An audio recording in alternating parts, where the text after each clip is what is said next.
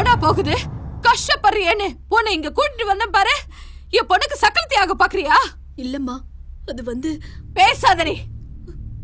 மாப்பிள்ள ரூமுக்கு அடிக்கடி எதுக்கு நீ போற? பணக்காரன்னு வளைச்சு போட பாக்குறியா? இல்லம்மா. ஏய், வரும்போது பிச்சைக்காரியா தானடி வந்த?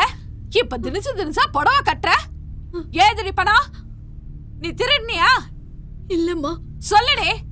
இல்லம்மா, உங்க மாப்பிள்ள தான் கொடுத்தாரு. அவன் கொடுத்தான்னு என்கிட்ட சொல்ல வேணாமா? அவர்தான் சொல்ல வேணான்னு சொன்னாரு. அவன் உன்னை தொட்டானா? சொல்லடே, அவன் தொட்டானா?